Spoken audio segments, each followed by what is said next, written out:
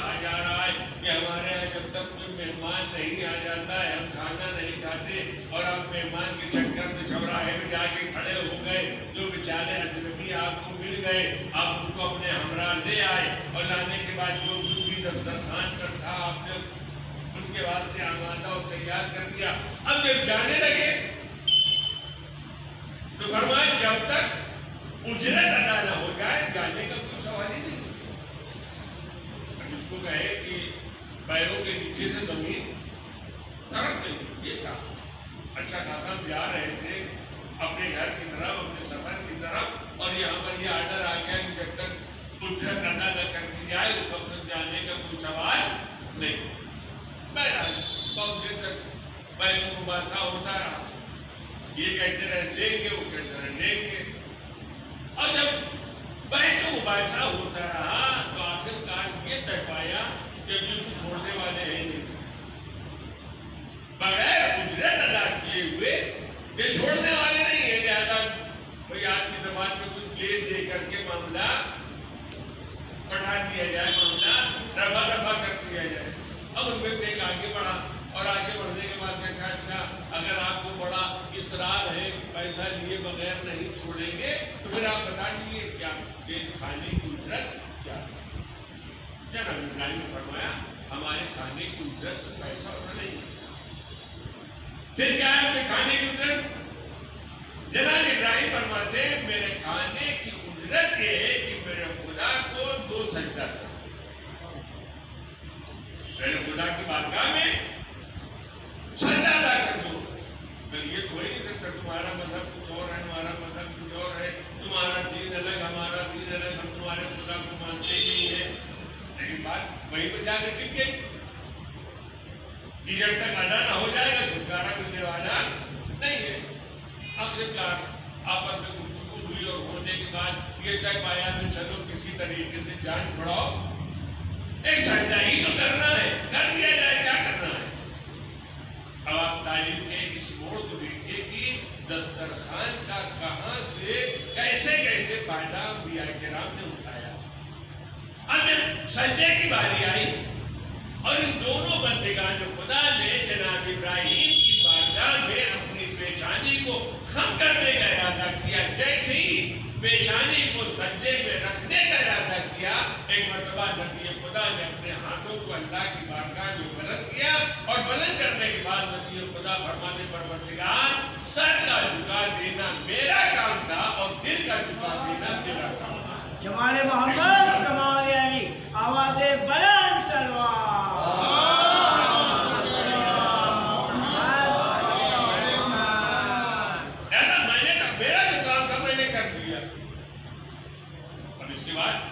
یہ تیرا کام اکثر بہتر جو ہمارے ہم مبلغین حضرات بڑا زور لگاتے ہیں مسجد جاؤ نماز پڑھو یہ کرو وہ کرو، اب ہم ان کو ارے آپ کے کہنے سے کچھ نہیں ہوگا، اور اگر نماز پڑھ بھی لیا تو کیا؟ دل کی تسکین کے واسطے ہمارے واسطے یہی واقعہ کفایت کرتا ہے۔ ہمارا کام ہے بندے خدا کو گھر سے اٹھا کر کے مسجد تک خانے خدا تک پہنچا دینا۔ نہیں معلوم ہے اس کا کون سا جملہ اس مرد مومن کے دل میں اثر انداز ہو جائے۔ آج پہلی مرتبہ آیا تھا کہ یہ بندہ ہمیشہ مسجد میں آنے کا عادی ہو جائے۔ ایک سوال یہ دعوت اگر استعمال کرنے والا کوئی نیک اور اچھا بندہ ہو تو اس دعوت کے ذریعے سے انسان کے قلوب میں معرفت الہی پیدا کی جائے۔ ایک دعوت کا میں نے تذکرہ کیا، دوسری دعوت سماعت کروا دے اور بات کو فوراً کر دے، یہی دعوت ہے مرشیرہ۔ اس کی صورتحال کیا ہے؟ اچھا یہ عجیب معاملہ ہے، عام حالات میں کسی طریقے کا کوئی اعلان کیا جائے تو اعلان کرنے والے کو دیکھا جاتا کہ اعلان کرنے والا کون ہے، صرف رسیدہ ہے، جوان ہے، سنجیدہ ہے، کون ہے؟ اور اگر کوئی بچہ کوئی اعلان کرتے تو بچے کی بات کر دیتا ہے اعتبار ہو، پیغمبر اسلام نے دعوت رسیدہ میں جس بچے کا انتخاب کیا ہے وہ مشکل تمام 13 سال کا مولا کائنات کو بلایا اور بلانے کے بعد پیغمبر نے فرمایا جاؤ چلے جاؤ اور مکے والوں کے درمیان دعوت کا اعلان کر دیا. مولا کائنات گئے اور جانے کے بعد جو آپ کے رشتے دار اور قرابتدار ہیں ان کو دعوت دیا کہ فلاں دن فلاں موقع پر آپ حضرات کے کھانے کا بندوبست کیا. اب یہاں پر اکثر بیشتر مومنین اکرام بداہن ایک جملہ کہہ دیا کرتے ہیں کہ اسلام میں پہلے ہی دن سے کھانے کی دعوت کا انتظام کیا گیا ہے, لہذا بغیر کھانے کے کام ہو ہی نہیں سکتا ہے. یہ بھول گئے کہ پہلے دن پیغمبر نے جو دعوت رسیدہ کا انتظام کیا تھا وہ مومنین کے لیے نہیں تھا, وہ کافرین کے لیے وہ مشرکین کے واسطے تھا, جس کو ہم نے گٹھیا دیا اور ہر جگہ پر ہمارے بہرا دعوت کا انتظام کیا. وقت معینہ پر لوگ حاضر ہونا شروع ہو گئے اور اس میں پیغمبر اسلام کے وہ رشتے دار اور قرابتدار بھی جو ابھی تک دائرہ اسلام میں شامل نہیں ہوئے. اب آنے کے بعد پہلے انہوں نے جیسے بہت سارے ایکسپرٹ اور ماہرین ہوتے ہیں دسترخوان پر بعد میں آتے, پہلے وہ سکھانے کی طرف جاتے ہیں کتنے دیر چڑھے ہیں اور اس میں کیا ہے, علم مجمع کتنا ہے, اس میں ہم کو کتنا ملے گا, پیٹ بھرے گا یا نہیں بھرے گا وغیرہ وغیرہ ساری باتیں مولانا اس کا تجربہ کرتے رہتے ہیں. نتیجہ کیا ہو معلوم کھانا بڑا مختصر تھا اور پیغمبر نے بلا کتنے لوگوں کو رکھا ہے, پورے خاندان والوں. اور اس کے بعد جو پیغمبر کے ظاہر سچائی ہے ان کا دیکھو ان کے چکر میں نہ پڑنا. نعوذ باللہ خاتم بنا ہے, یہ بہت بڑے جادوگر ہیں, آپ دیکھ رہے ہیں ایک پتیلی کھانے میں سب کو نپٹانے والے ہیں, کیسے ہو جائے گا. پہلا دسترخوان لگایا گیا اور پیغمبر اسلام نے اپنے دست مبارک کے ذریعے سے کھانے کا آغاز کیا اور پیغمبر کا ہاتھ لگانا تھا کہ کھانے میں خود بخود برکت ہوتی چلی گئی اور جتنے افراد آئے تھے تو اس میں ایسے بھی نہیں ہوں گے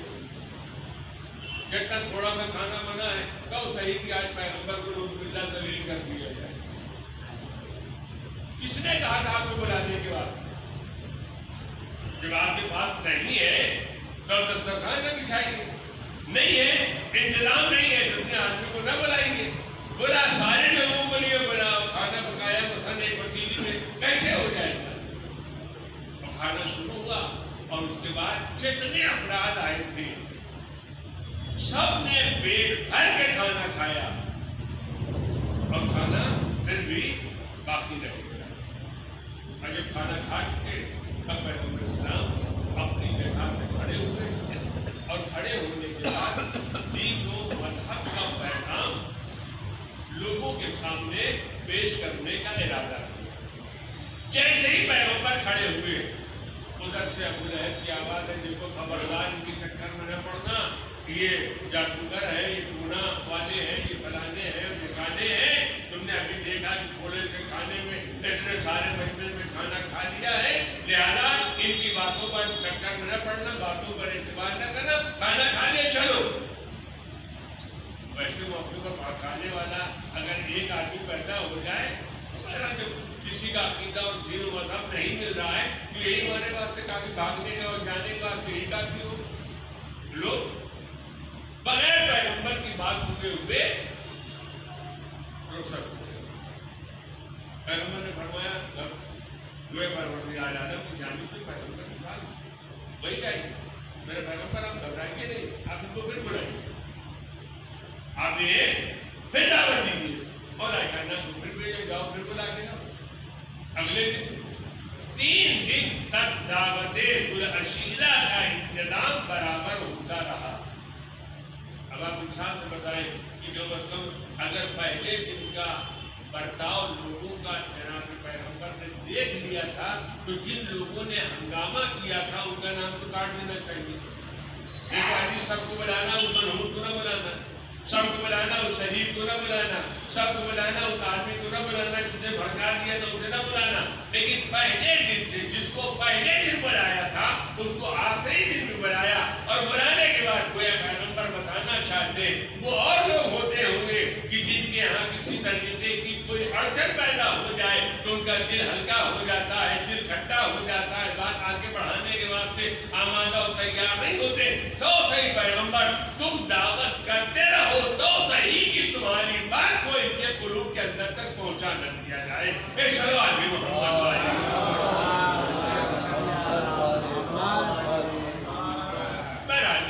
کی سلسلہ چلتا رہا۔ اب 3 دن کے بعد پیغمبر نے کہا کیا؟ اس کام کے واسطے پیغمبر نے اتنے بڑے مجمع کی دعوت کا انتظام کیا تھا۔ گویا آج کی زبان میں کہا جائے کہ اصل مدعا کیا ہے؟ اصل مدعا پیغمبر کھڑے ہوئے، پیغمبر نے کھڑے ہونے کے بعد فرمایا جو میری نصرت کا وعدہ کرے گا، جو میری مدد کا وعدہ کرے گا، وہ میرے بعد میرا وسیع ہوگا، میرا خلیفہ ہوگا، میرا جانشین ہوگا۔ ابھی تو کچھ ہوئے نہیں، نہ ابھی کوئی دین آیا، نہ مذہب آیا، نہ کوئی باقاعدہ کوئی نظام آیا۔ پیغمبر اسلام نے گویا کھلے لفظوں میں اس بات کا اعلان کر دیا کہ جو آج میری نصرت کا وعدہ کرے گا وہی میرے بعد وسیع اور خلیفہ اور جانشین ہو جائے گا۔ جن کے دلوں میں پیغمبر کا خلیفہ بننے کی تمنا اور آرزو تھی ان کو چاہیے تھا پہلے ہی دن پیغمبر کی نصرت کا وعدہ کر دیتے، خود بخود وسیع بھی بن جاتے، خلیفہ بھی بن جاتے، جانشین بھی بن جاتے، لیکن پیغمبر نے اعلان کر کے بتایا۔ اور کوئی نہ کھڑا ہوا، اگر کوئی کھڑا ہوا ہے پیغمبر کی آواز پر لبیک کہنے کے بعد سے تو اس ذات بالا صفات کا نام ہے علی بن ابی طالب علیہ السلام۔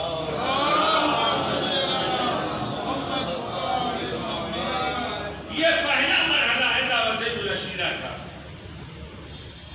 اب اس کے بعد کوئی آدمی واقعہ غدیر کو مانے یا نہ مانے، کوئی آدمی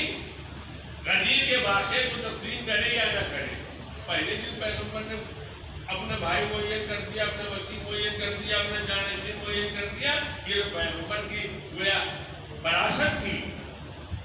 پیغمبر کی دوربین نگاہیں دیکھ رہی تھی کہ جب غدیر کے واقعے کو 2 مہینہ گزر جانے کے بعد لوگ فراموش کرتے رہے ہیں، بھلاتے رہے، مجھے پتہ ہی نہیں ہے، دماغ کام نہیں کر رہا ہے، عقل کام نہیں کر رہی ہے، ہاں میدان غدیر میں روکا گیا تھا، مجھے کچھ یاد نہیں ہے، تو پیغمبر نے اس واقعے کو دوبارہ میدان غدیر میں کیوں دہرایا؟ اگر نہیں پیغمبر آواز دے، اگر ہم نے تنہا دعوت العشیرہ کے اعلان کے اوپر بھروسہ کر دیا ہوتا تو نہ جانے کتنے افراد پیدا ہو جاتے، میں تو تھا نہیں، مجھے تو پتا نہیں تھا، میں تو صاحب ایمان نہیں تھا۔ پیغمبر نے آواز دیا، پہلے مرحلے میں ہم نے علی کی ولایت و خلافت کا اعلان کر کے تمہارے دلوں میں یہ پیغام پہنچا دیا، اب جب زندگی کا آخری مرحلہ آیا تو میدان غدیر میں مجمع کو روک کر کے اور خطبہ دے کر کے منبر پر جا کر کے علی کو اپنے ہاتھوں پر بلند کر کے آواز دیا، من کنت مولا فہذا علی مولا، جس کا میں مولا ہوں اس کے لیے علی مولا ہے۔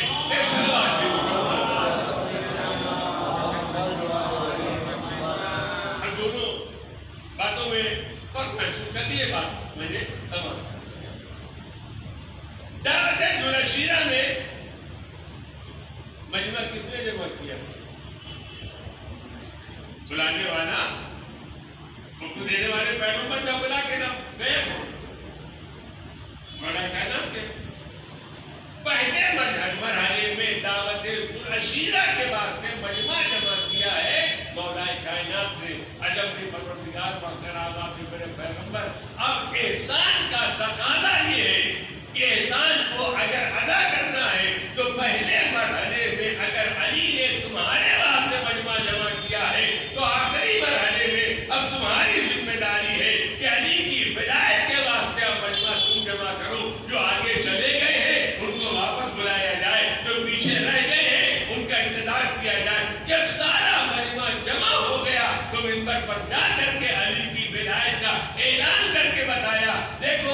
دنیا اور آخرت میں کامیابی حاصل کرنا ہے تو تنہا نماز کمانے والی نہیں ہے، روزہ کمانے والا نہیں ہے، حج و زکات و خود کمانے والا نہیں، جب تک ان تمام چیزوں کے ساتھ علی کی ولایت کا اقرار نہ کر لو گے کوئی عمل کمانے والا نہیں ہے۔ ایک صلوات بھی محمد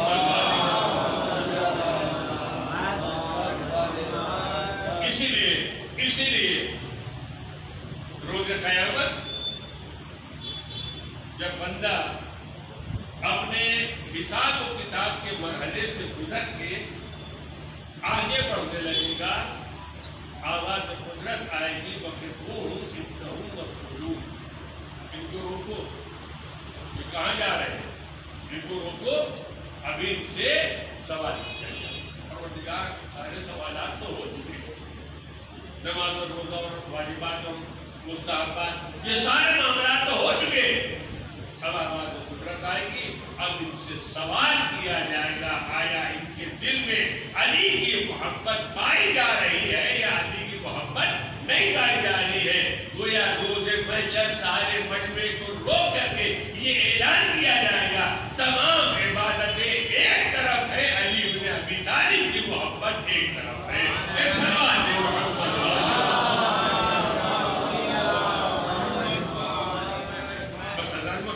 بات کو میں نے تمام کر دیا۔ آخری جملہ گزارش کرنا چاہتا ہوں اور وہ یہ ہے، ہمارے اور آپ کے دلوں میں جو علی کی محبت پائی جا رہی ہے اس میں اثر کس کا؟ ہمارے دلوں میں جو محبت علی پائی جاتی ہے یا ہمارے باپ کی تربیت کا نتیجہ ہے یا ہماری ماں کی تربیت کا نتیجہ ہے؟ ماں نے اپنے دودھ میں علی کی محبت کو گھول کر کے ہمیں ایسے ملا دیا ہے کہ زندگی کے کسی مرحلے میں چاہے جہاں چلے جاؤ اگر ہمارے دل میں ماں کے شیر کا اثر ہے تو ہم علی کی ولایت کو ہاتھ سے جانے نہیں دیں، بشرطے کی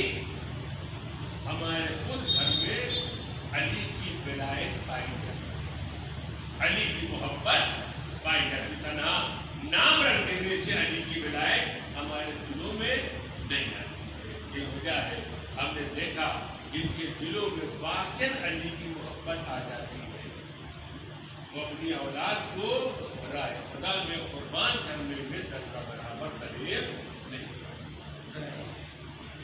علی کی محبت بڑی آسانی کے ساتھ ہمارے دلوں میں راسخ نہیں ہوتی۔ علی کی محبت کے بعد سے ہمیں امتحانات کی منزلوں سے گزرنا پڑتا ہے، علی کی محبت کے بعد سے ہمیں مشکلات اور پریشانی ہوتا ہے، ورنہ تاریخ میں آپ دیکھیں جناب ابو ذر کے واقعات پر نگاہ کریں۔ جناب ابو ذر کون ہے؟ پیغمبر کے صحابی ہیں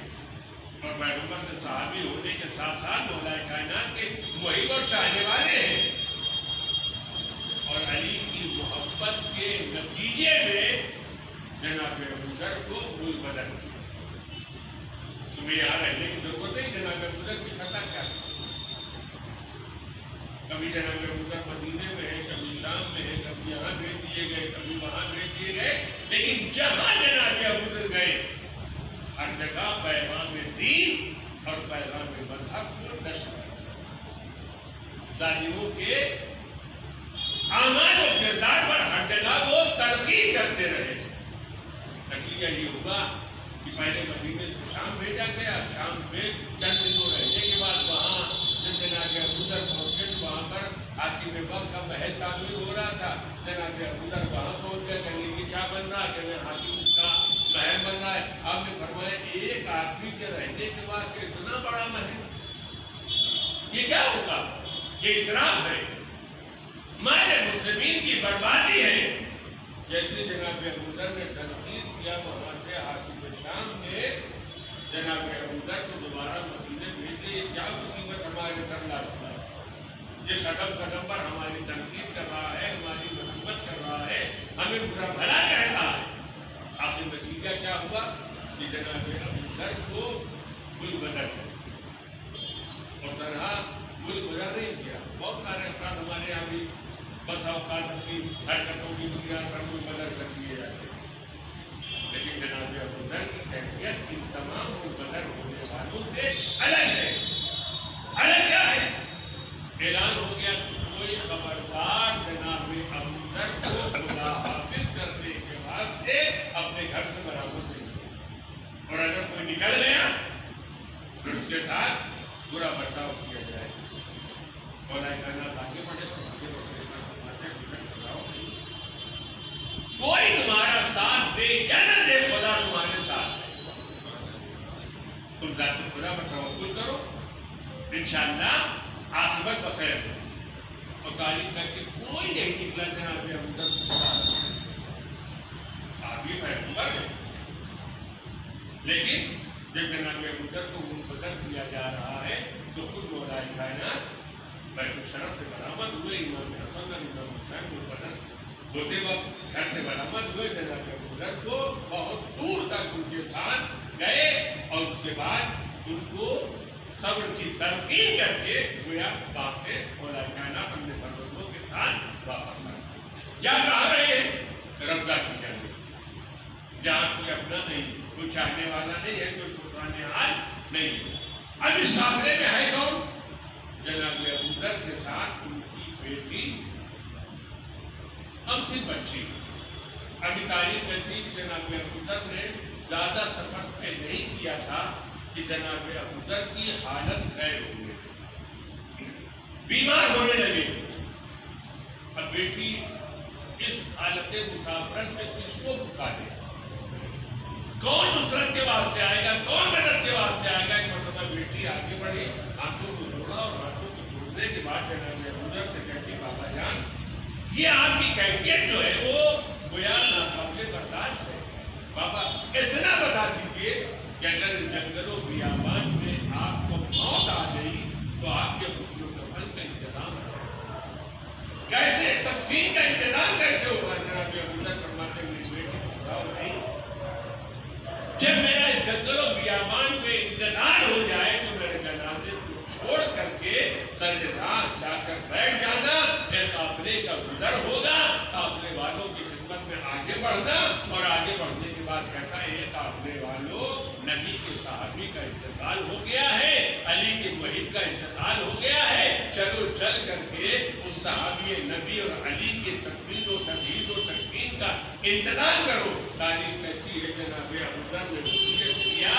بیٹی نے وصیت کو سماعت کیا، اور تھوڑی دیر کے بعد جناب ابو ذر کی حالت غیر ہوئی، اور اسی حالت غیر ہونے کے نتیجے میں جناب ابو ذر کا انتقال ہو گیا۔ اس جنگلوں بیابان میں ایک لوکی بیٹی باپ کا جنازہ ہے، کس کو پکارے؟ میں کہوں گا اے ابو ذر آپ بڑے خوش نصیب ہیں، جنگل میں صحیح، بیابان میں صحیح، وطن سے دور صحیح، لیکن آپ کے پاس ایک بیٹی ہے، آپ کو وصیت کرنے کا موقع مل گیا، آپ نے بیٹی سے وصیت کر دیا، بیٹی کو وصیت پر عمل کرنے کا موقع مل گیا، لیکن اے ابو ذر ذرا میدان کربلا میں آ جاؤ، نبی کا نواسا ہے، وطن سے دور ہے، کربلا کے میدان میں ہے، لرزہ آدم میں ہے، لیکن وصیت کرنے کا موقع نہیں مل رہا ہے۔ ہم وصیت کرنے کا موقع کیسے ملا؟ جب حسین رخصت حاصل کے بعد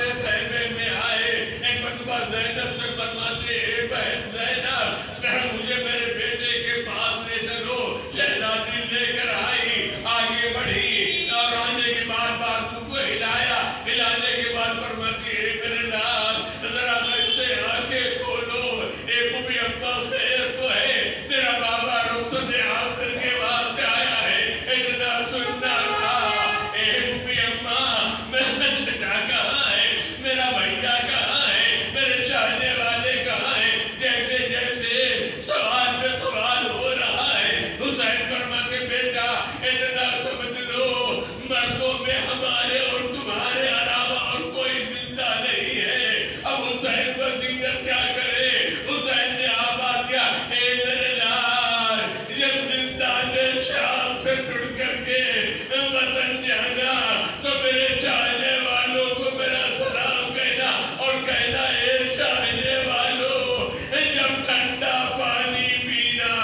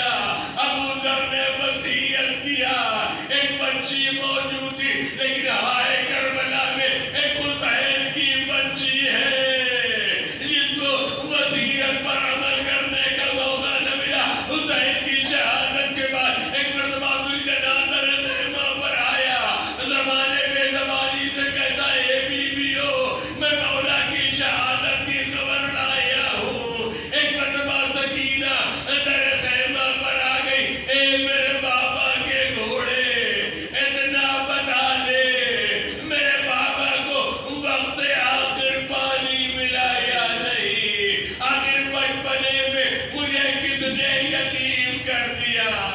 عجب نہیں دنیا نے آباد دیا ہو اے سکینہ تیرا بابا پانی مانگتا رہا شمر کہتا رہا اے حسین ساری دنیا پانی پانی ہو جاتی لیکن تمہیں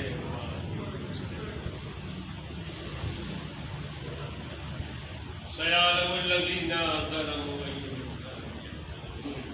إنا لله وإنا إليه راجعون إلهي بحق الزهراء وأبيها ووالدها وبنيها پروردگار کی واسطہ نہیں ہماری اس مختصر سی عذاب قبول فرما ہمارے گناہان صغیرہ و کبیرہ کو معاف فرما ہماری دینی اور دنیاوی حاجتوں کو پورا فرما جن مرحومہ کے اشارے ثواب کی طرف سے وجہ سے اللہ کا انتقال ہے پروردگار مرحومہ کی مغفرت فرما جواد معصومہ میں جگہ عنایت فرما ان کے درجات کو بلند فرما پسماندگان کو صبر جمیل عنایت فرما پروردگار ہمارے امام زمانہ کے ظہور میں تعجیل فرما ہم سب کو ان کے آباد و انصار میں شمار فرما ایک مرتبہ سورہ حمد اور 3 مرتبہ سورہ توحید کی تلاوت فرما کر اعجاز کو برابر سے اعجاز